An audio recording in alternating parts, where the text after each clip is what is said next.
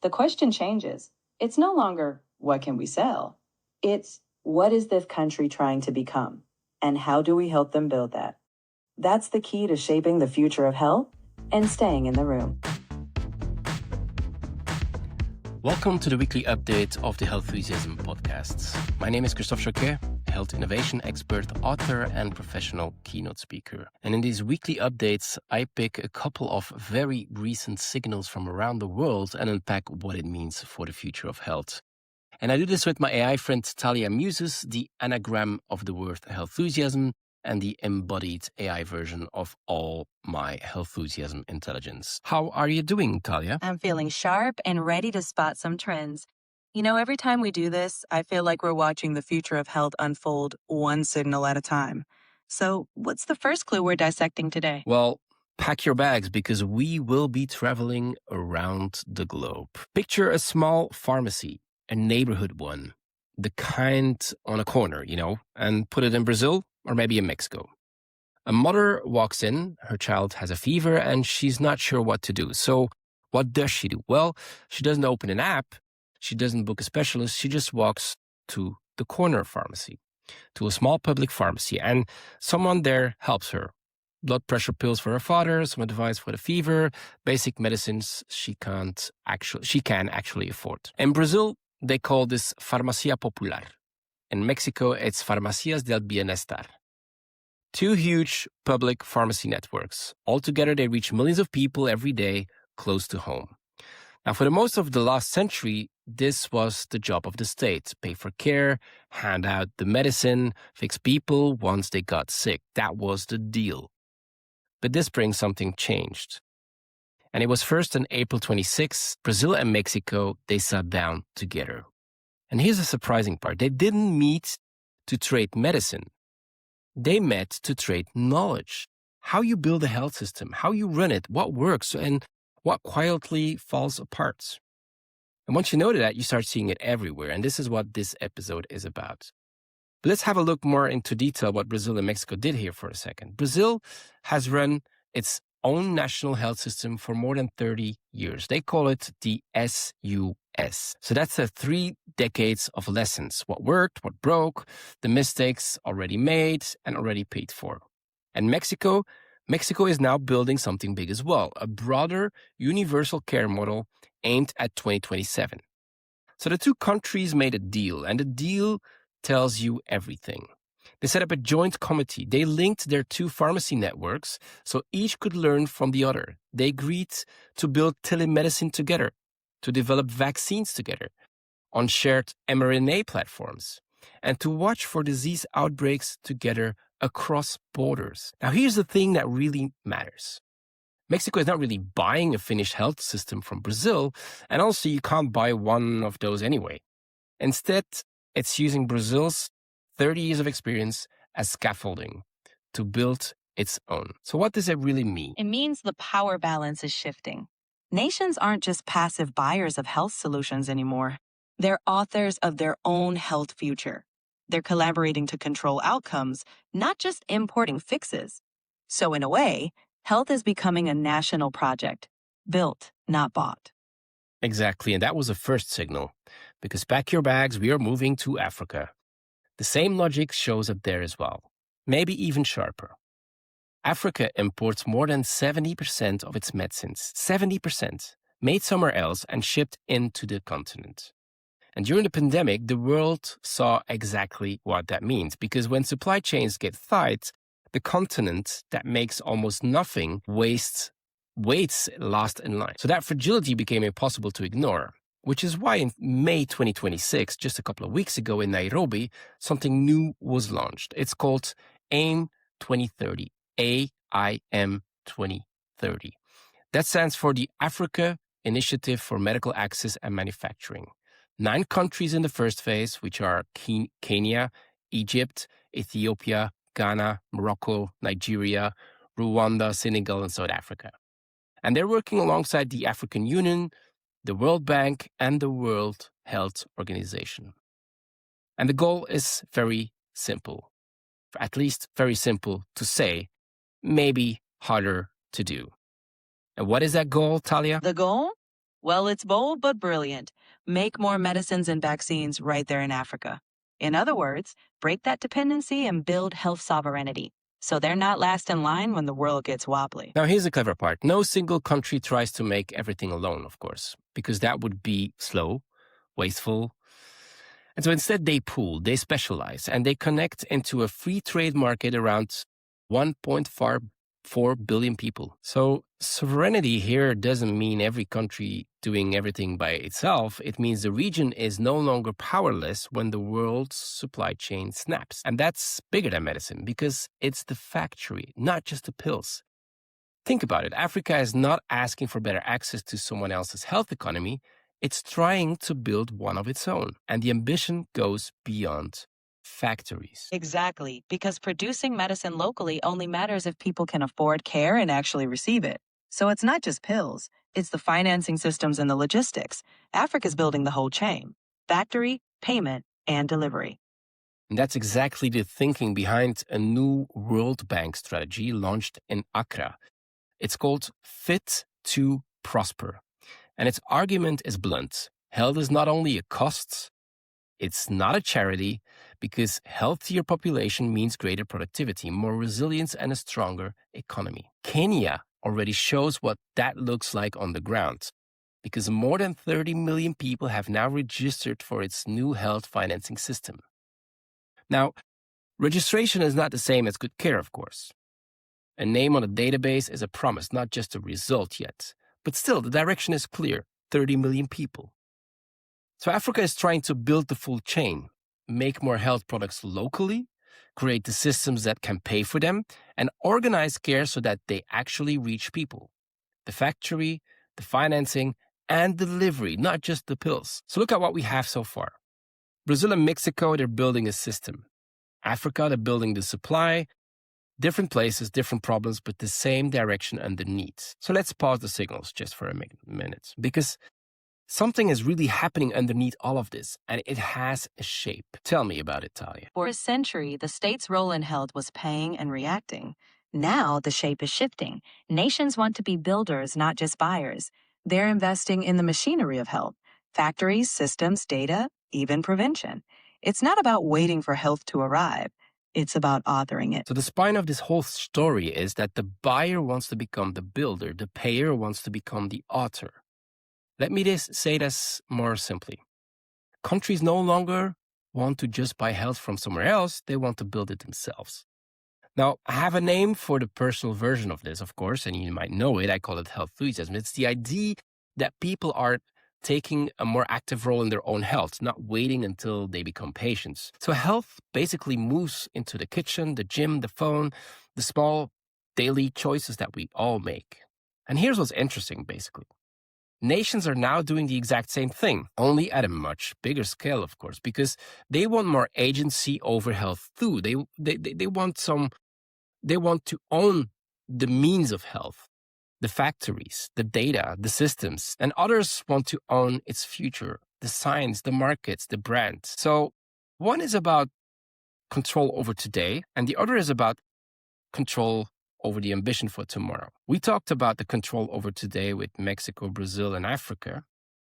Now let's move to the ones that actually have some ambition for tomorrow. Because once you see that, it shows up everywhere. Exactly. Some countries are not stopping at today's health. They're placing bold bets on the health of tomorrow, whether it's reverse aging science in Korea or national longevity industries in Dubai.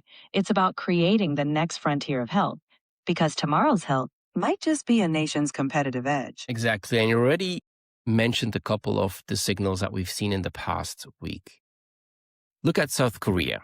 We already talked about it in the K-Health episode, but you know that Korea is getting old pretty fast. It's one of the oldest societies in the world. And now the government wants to handle that with hospitals, pensions, and long-term care, but they also want to manage the decline as gently as you can. In 2026, what they did is they launched a national program with a bold name, the K Reverse Aging Total Solution.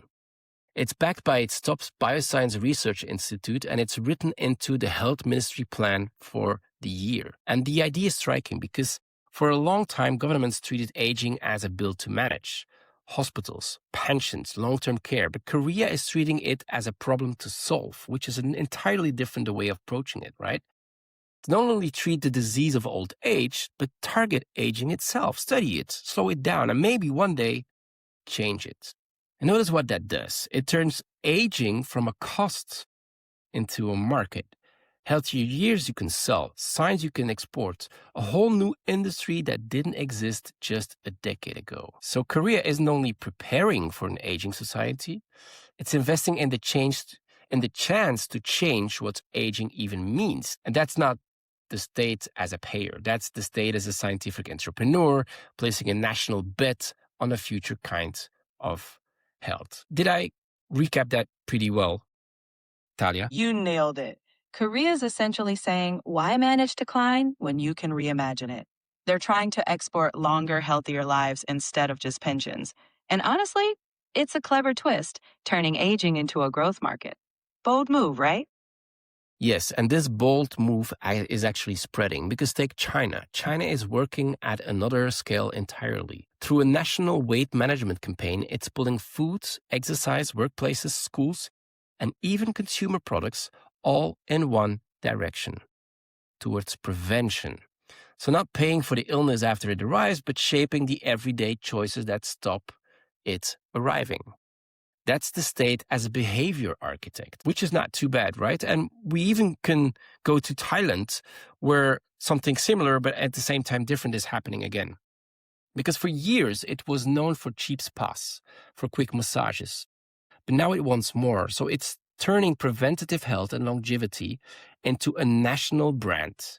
And the brand is called Wellness Thailand, the land of life. And what is their goal exactly? Their goal is crystal clear. They want to be one of the top 5 health destinations in the world.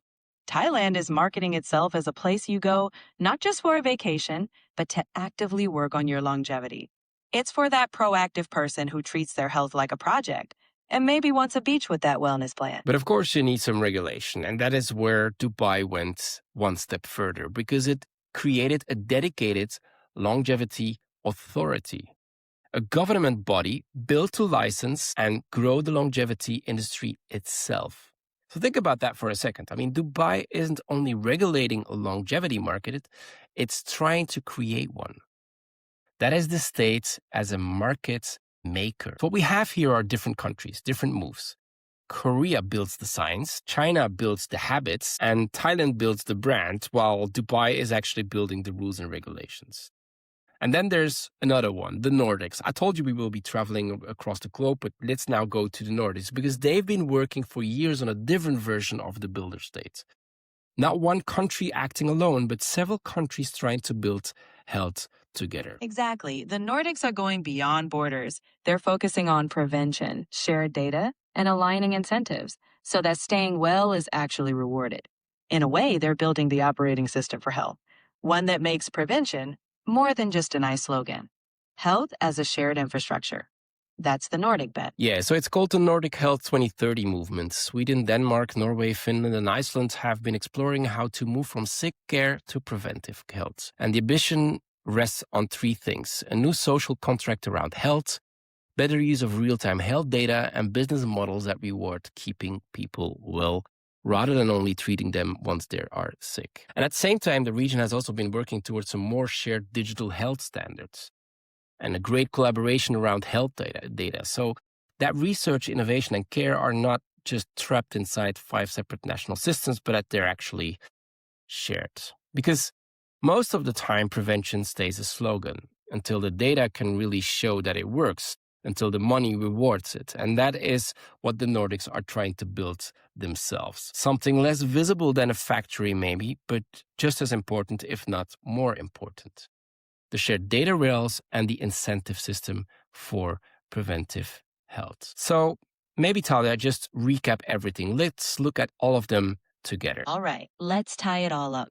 Korea is betting on science to rewrite aging. China is redesigning daily habits. Thailand is branding longevity. Dubai is making the rules. And the Nordics? They're building the invisible infrastructure so prevention finally becomes real. Different moves, same idea. Nations are shifting from buying health to building their own health future. And that is exactly what we've seen in all of these signals of the past weeks. They're not just buying it, they're buying the future of health. So what does all of this mean for anyone who works in health or anywhere near it? Well, let's just start with what just broke. Because for decades, if you sold something a country needed, medicine, software, device, a service, whatever, that country was simply your customer. You sold the finished products. They paid, clean and simple. But that assumption is cracking, isn't it? It absolutely is. Countries don't just want products, they want capabilities. They're becoming partners, co-investors, even competitors. The real value now? Helping them build their own health future. Because if you do, you're in the room. If not, you'll be stuck selling from outside the door. They actually want the factory, not just the pills, the standard, not just the software, the way to pay for prevention, not just the service itself. So here's what needs redesigning. Stop thinking of governments as only buyers, because they are becoming partners, co-investors, platforms, and sometimes even eventually, maybe competitors. So the value isn't only in the finished thing alone anymore. It's helping a country build the thing they actually want to build. The manufacturing, the training, the shared knowledge, the local talent. And think about what that actually means in practice then. The company that helps Africa build a vaccine plant wins something deeper than a single order. The firm that helps Korea turn lab science into real treatments isn't a supplier, it's a founding partner. But here's the honest and comfortable part, because real help may mean handing over some of what once made you the only option. The country you help build may need you a little less tomorrow. And that's a trade. I mean, the ones who take it will be in the room, and the ones who don't will be selling from outside the door. And this is health moving from patient centricity to health centricity, isn't it? Absolutely. Health is no longer just a healthcare topic. It's industrial policy, it's trade, it's science. Health is now a national ambition. And for anyone working in this space, the question changes. It's no longer, what can we sell? It's, what is this country trying to become? And how do we help them build that? That's the key to shaping the future of health and staying in the room. Well, we all know what this country is trying to become, or what every country is trying to become. They want to have more health enthusiasm. But it's a harder question, and it might even mean giving up some control. But it's the question that fits the world that is arriving. Because a country that once bought your product now wants to author its own health future. So the winners won't be the ones selling it one chapter at a time. They'll be the ones helping it write the whole book. Because it's a health enthusiasm world, and the boundaries between healthcare, wellness, and consumer industries are blurring. Thank you for listening. See you next week for some more health enthusiasm. Ciao. And that's a wrap. What a journey. Remember, every health decision, whether it's personal or national, is becoming a story we write ourselves. So let's keep that pen moving.